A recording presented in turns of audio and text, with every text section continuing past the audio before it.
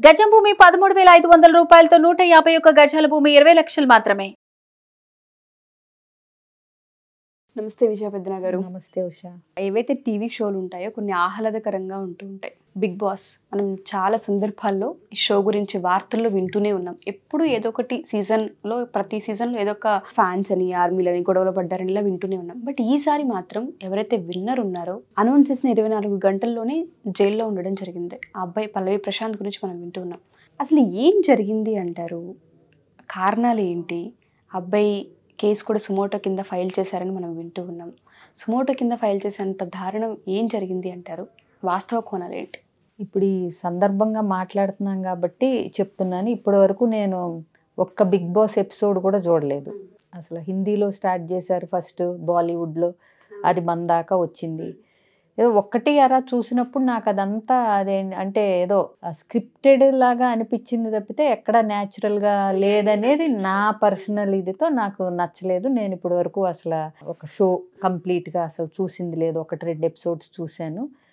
ఇది మన టైప్ కాదనుకున్నాను, వదిలేశాను. సో అక్కడంతా ఏంటంటే ఏదేదో అవుతూ ఉంటుంది, టాస్క్లు ఇస్తూ ఉంటారు, ఏదో ఫైనల్గా ఒకళ్ళు గెలుస్తారు, ఇది ఓకే.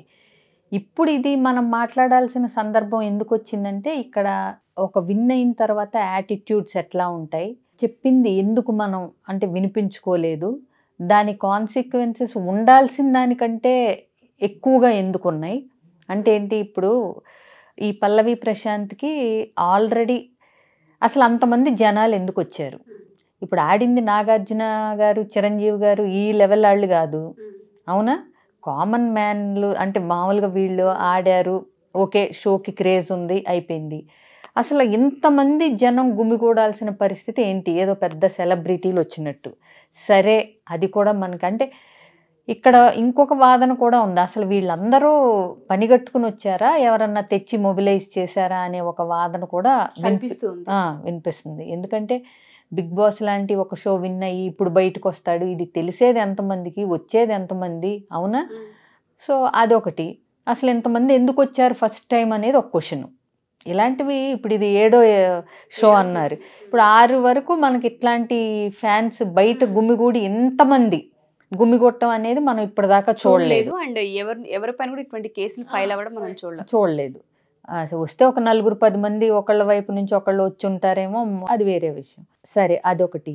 ఇక్కడ నిర్వాహకుల అంటే మేనేజ్ చేయలేకపోయారు వాళ్ళు, అంటే దీన్ని సరిగ్గా హ్యాండిల్ చేయలేకపోయారు ఈ సిచ్యువేషన్ అనే లోపం కొట్టొచ్చినట్టుగా అనిపిస్తుంది నిర్వాహకులది. ఇంతమంది జనం వచ్చినప్పుడు వీళ్ళని 1 గంట లోపలే ఉంచేయాల్సింది, అసలు పంపించకుండా. అమర్దీప్ని, పల్లవి ప్రశాంత్ని వాళ్ళు వెళ్ళిపోయారని చెప్పి ఆల్రెడీ వీళ్ళని లోపలే ఉంచి వీళ్ళందరినీ పంపించేయాల్సింది.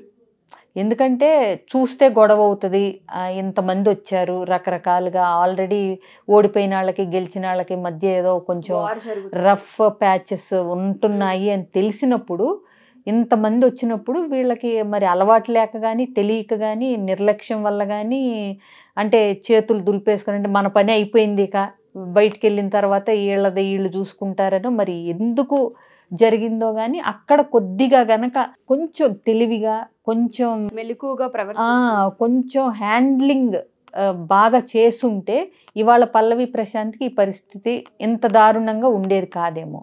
ఇంకొకటి, నేను విన్నదాన్ని బట్టి అంటే చూసిన ఇదిని బట్టి ఆ గేట్ నుంచి వెళ్ళొద్దు బాబు, పరిస్థితి ఇలా ఉంది అని వీళ్ళు హెచ్చరించినప్పుడు వెళ్ళటం అనేది, గెలిచిన తర్వాత అంటే నార్మలైజ్ చేయాలి సిచ్యువేషన్స్ని, గ్రౌండెడ్గా ఉండాలి, డౌన్ టు ఎర్త్ ఉండాలి అని కాకుండా ఏదైతే ఉందో ఇప్పుడు అది ఆ గుర్తింపు కోసం, నలుగురిలో సెలబ్రిటీ ఫీల్ రావటం కోసం తొందరపడి వెళ్ళాడా అనిపించింది.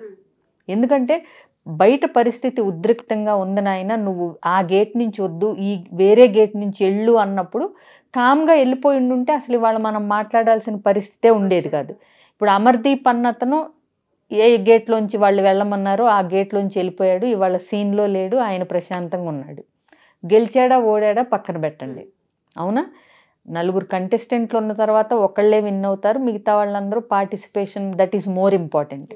ఇక్కడ మనం ఒక విన్ అయిన తర్వాత, ఒక ఫేమ్ అండ్ నేమ్ వచ్చిన తర్వాత దాన్ని హ్యాండిల్ చేయటం ఎట్లా అనేది కూడా చాలా ఇంపార్టెంట్. అర్థమైంది. ఎందుకంటే గెలుపు గురించి ఒకరోజు మాట్లాడుకుంటారు, మర్చిపోతారు. తర్వాత నువ్వు దాన్ని ఎట్లా హ్యాండిల్ చేసావు అన్నది నీ ఒక్కడికే తెలుస్తుంది. ఇప్పుడు మనం ఇదివరకు ఏంటది కౌన్ బనేగా కరోడ్పతిలో కూడా Sushil Kumar 5 crores something amount వచ్చింది అతనికి. సో విత్ ఇన్ 1 year లోపల ఆల్మోస్ట్ చాలా తక్కువ టైంలో ఆ డబ్బులన్నీ అయిపోయినాయి. అతని ఫైనాన్షియల్ స్టేటస్ కానీ లైఫ్ స్టైల్ కానీ ఏమీ మెరుగుపడకుండానే 5 కోట్లు అయిపోయాయి.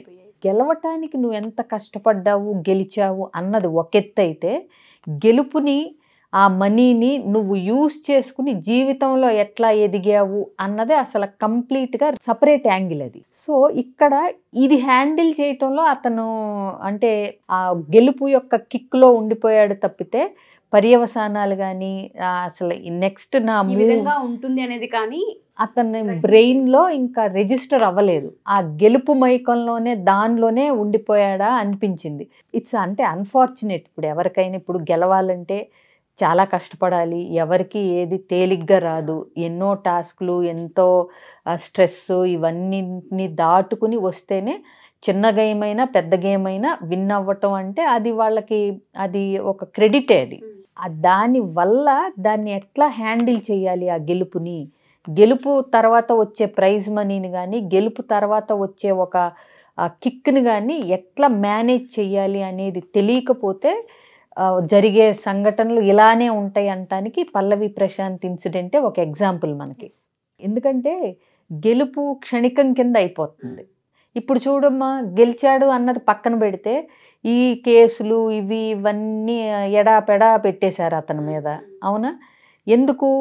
అతను కనుక ఆ గేట్లోంచి, వాళ్ళు చెప్పిన గేట్లోంచి వెళ్ళిపోయి ఉంటే హాయిగా ఈ పాటికి ఫ్యామిలీతో ఎంజాయ్ చేస్తా, పార్టీ చేసుకుంటా, నిదానంగా దాన్ని ఆస్వాదిస్తా, అందరూ ఇంట్లో వాళ్ళు సంతోషంగా ఉంటూ, అవునా, ప్రౌడ్గా చెప్పుకునే ఒక మూమెంట్ లాగా మిగిలిపోయేది ఆ గేట్లోంచి వెళ్ళిపోతే కనుక. అవునా? ఏదో చూపించుకోవాలి, 100 మందిలో నేను కనపడాలి, ఫ్యాన్స్ కనపడాలి అనేది ఆ తాపత్రయంలో బయట జరుగుతున్న పరిస్థితుల మీద అవగాహన లేకుండా, చెప్పిన మాట వినకుండా వెళ్ళటం వల్ల అతను ఊహించిన దానికంటే ఎక్కువ కాన్సిక్వెన్సెస్ ఫేస్ చేయాల్సి వచ్చింది దురదృష్టవశాత్తు. మీరు అన్నట్టుగానే బయట పరిస్థితులు ఎలా ఉన్నాయన్న అవగాహన అబ్బాయికి లేదు. బట్ ఆ అవగాహన షో నిర్వాహకులకి తప్పకుండా ఎగ్జాక్ట్లీ. వాళ్ళు అసలు వెళ్ళనివ్వకుండా ఉండాల్సింది, ఆపేసి ఉండాల్సింది ఇతని మూమెంట్స్. అంటే ఇతను ఆ గేట్లోంచి బయటికి వెళ్ళే వరకు వాళ్ళు ఒకళ్ళని అంటే నిలబెట్టి ఇతను పక్క గేట్లోంచి వేరే వీళ్ళు ఏ గేట్లోంచి అయితే వద్దన్నారో ఆ గేట్లోకి అతను వచ్చే అవకాశాన్ని అతనికి ఇవ్వకుండా ఉండాల్సింది. ఎందుకంటే అతను గెలుపు ఇదిలో ఉన్నాడు, కానీ వీళ్ళకి ముందు నుంచి బయట పరిస్థితి ఏంటి అనేది తెలుసు. అవునా? ఏదో ఇల్లు బాబు ఆ గేట్లోంచి అని, ఈ గేట్ వద్దు ఆ గేట్లోంచి అని వదిలేస్తే అతనేమో ఫ్యాన్స్ని చూడాలనే తాపత్రయంతో ఆ గెలుపుని ఆస్వాదించాలి. గుర్తింపు ఎవరు కోరుకోరు? అందరికీ గుర్తింపు కావాలని, 100 మంది మనల్ని గుర్తించాలని, డైరెక్ట్గా తనని తాను ప్రెజెంట్ చేసుకోవాలని, అంటే ఇప్పటి వరకు షోలోనే చూసుంటారు. ఇప్పుడు నిజంగా చూడాలని అంతమంది వచ్చినప్పుడు వాళ్ళందరినీ కలవాలని అనిపించడం కూడా అంత అసహజం ఏమీ కాదు. సో ఇవన్నీ ఏంటంటే జరిగిపోయిన తర్వాత మనం మాట్లాడే తప్పితే జరిగేటప్పుడు కొద్దిగా ఇప్పుడు ఆ వచ్చిన బయట వాళ్ళకు కూడా ఇప్పుడు అతను గెలిచాడు, అసలు వీళ్ళకేంటి అభినందించాలి, ఓకే కుదరలేదు, వేరే ఇప్పుడు ఫ్యాన్స్లు తన్నుకోవాల్సిన పరిస్థితి ఏముంది? ఆళ్ళాళ్ళు బాగానే ఉంటారు, వీళ్ళు తన్నుకోవాల్సిన పరిస్థితి ఎందుకు అసలు? ఓకే మీరు కొట్టుకుంటే సరే, ఏదో దెబ్బలు తగిలేయో, లేకపోతే కొట్టుకోమని నేను అంటలేదు, కొట్టుకుంటే అట్లీస్ట్ ఏదో ఒకటి చేసి సర్ది చెప్పటాకో, లేకపోతే దెబ్బలు తగిలితే ఇది చేయటానికో 2 రోజులు రెస్ట్ తీసుకుంటేనో సరిపోయే గొడవని బస్సులు అద్దాలు పగలగొట్టేసి, కార్లు అద్దాలు పగలగొట్టేసి, గవర్నమెంట్ ఆస్తుల్ని, బస్సులు ఇలాంటి వాటిని ధ్వంసం చేసి ఆ రైట్ వీళ్ళకి ఎవరిచ్చారు? చేసింది ఎవరైనా కానివ్వచ్చు, కానీ ఎండ్ ఆఫ్ ది డే ఒక కామన్ మ్యాన్ బలవలసి వచ్చింది. అంటే వీళ్ళ అతి ఉత్సాహం వల్ల, వీళ్ళ అత్యుత్సాహము, లేకపోతే ఏదో ప్రూవ్ చేసుకోవాలి మేము అనే దానివల్ల ఇప్పుడు ఈ వచ్చిన ఫ్యాన్స్ అందరూ పగలగొట్టిన వాళ్ళు అందరూ బాగానే ఉన్నారు. అవునా? పగలగొట్టడానికి కల్పించిన ఉద్రిక్త వాతావరణాలని కంట్రోల్ చేయలేని వాళ్ళు కూడా బాగానే ఉన్నారు, పోలీసులు కానీ నిర్వాహకులు కానీ. అవునా? సో అందరిలో ఒకే ఒక్కడిగా నిలబెట్టేసి ఆ అబ్బాయి ఒక్కడి మీదే అన్ని కేసులు పెట్టడం అనేది కూడా ఎంతవరకు కరెక్ట్, లైఫ్ స్పాయిల్ చేయటం అనేది కూడా ఆలోచించాలి. పోనీ అది అంటే నార్మల్గా పెట్టకుండా సుమోటో కేసులు ఇవన్నీ అనేది ఒక అతని కెరియర్ని కానీ లైఫ్ని కానీ పర్సనల్గా స్పాయిల్ చేసే అంత అవసరమా అనేది. ప్లస్ అలాగే షో నిర్వాహకులు కానీ షో నిర్మించిన వాళ్ళు కానీ షో ఓనర్స్ కానీ ఎక్కడ రెస్పాండ్ అయినట్టు కానీ ఏమీ కనిపించలేదు. ఎత్తేసారు, గెలిచాడన్నారు, కప్పులు ఇచ్చారు, వెళ్ళిపోయారు. తర్వాత ఎలాంటి దాన్ని అంటే కంట్రోల్ చేయటానికి కానీ ఇతనికి బెయిల్ రప్పించడంలో కానీ ఇతనికి సపోర్ట్గా కానీ మోరల్ సపోర్ట్గా కానీ ఒక ట్వీట్ కానీ ఒక చిన్న బయట కానీ ఎక్కడా లేదు. సో అంటే ఏంటంటే అక్కడతో ఇచ్చాం, మా షో అయిపోయింది, మేము అంటే ఎవరు గెలిచారో అనౌన్స్ చేసేసాం, ఒక కప్పు ఇచ్చేసాం, డబ్బులు ఇచ్చేసాం అని చేతులు దులుపుకున్నట్టు అయిందా అనే విమర్శలు కూడా ఉన్నాయి. సో ఏదైనా ఇది ఆ అబ్బాయి ఒక్కడిదే కాదు కదా అనేది ఇప్పుడు పాయింట్. కానీ ఒక్కడే బలైపోయాడు అన్నది దురదృష్టకరం, వాస్తవం. సో అది కొంచెం చూసుకుని మరీ అంత బస్సులు ధ్వంసం చేయటం ఇవన్నీ కూడా సహజమే. కాకపోతే డైరెక్ట్గా అసలు ఈ అబ్బాయి ఒక రాయేసి పగలగొట్టాడా అంటే లేదు, అవునా? కానీ భయంకరమైన కేసులు మాత్రం ఈ అబ్బాయి ఒక్కడి మీదే నమోదైనాయి. అదొక్కటే పెద్ద క్వశ్చన్ మార్క్ కూడా ఉంది. ఇప్పుడు విన్నింగ్ని గెలుపుని హ్యాండిల్ చేయలేకపోవటం వల్ల వచ్చే ప్రాబ్లమ్స్, అలాగే నిర్వాహకులు షో నిర్వహించడం వరకు ఒక్కటే మాది, తర్వాత బయట జరిగే పరిస్థితులకి మేము రెస్పాన్సిబిలిటీ కాదు అని చేతులు దులిపేసుకోవటం కూడా కరెక్ట్ కాదు ఈ విషయంలో వచ్చేసరికి. సో ఏదైనా నిర్వాహకులు, టీవీ ఓనర్స్ కానీ దాంట్లో భాగస్వాములు ఎవరైతే ఉన్నారో వాళ్ళందరూ కూడా కొద్దిగా కేర్ తీసుకుని అట్లీస్ట్ ఈ అబ్బాయి విషయంలో కొంచెం ఏదన్నా కన్సిడరేషన్ రెస్పాండ్ అయ్యి అతన్ని బయటికి తీసుకొచ్చే ఏర్పాటు చేస్తే, కుర్రాడు బోల్డ్ అంతా భవిష్యత్తు ఉన్నాడు. సో ఎడాపెడా కేసులు పెట్టేస్తే ఏంటంటే గెలిచిన ఆనందం ఎక్కడో ఆల్రెడీ ఆవిరైపోయి ఉంటుంది, అవునా? సో ప్లస్ ఇంకొకటి, ఇలాంటి షోలు నిర్వహించేటప్పుడు వీటన్నిటిని ఫేస్ చేయటానికి, వీటన్నిటిని హ్యాండిల్ చేయటానికి సరిపడా ఎక్విప్మెంట్ కానీ ఫోర్స్ కానీ ముందే వీళ్ళు అంటే ప్రిపేర్డ్గా ఉంటే బెటర్. నిర్వాహకులు కూడా అసలు అన్నపూర్ణ స్టూడియోస్ గేట్ ఓపెన్ చేయాల్సిన అవసరమే లేదు ఇంతమంది ఆడియన్స్కి ఇలా జరుగుతున్నప్పుడు. ప్లస్ పోలీస్ ఫోర్స్ వచ్చి వాళ్ళు పంపించాలంటే 5 నిమిషాలు పట్టదు, ఏటాళ్ళని అట్టు పంపించేయాలంటే, అవునా? వాళ్ళు ఒక్కళ్ళు కూడా లేకుండా మొత్తం అందరు వెళ్ళిపోయే వరకు వీళ్ళని బయటికి రానివ్వకుండా ఉండాల్సింది, ప్రశాంత్ని, అమర్దీప్ని, మిగతా కంటెస్టెంట్స్ని. ఆ జనాలు ఉన్నప్పుడే పంపించాల్సిన పని ఏంటి?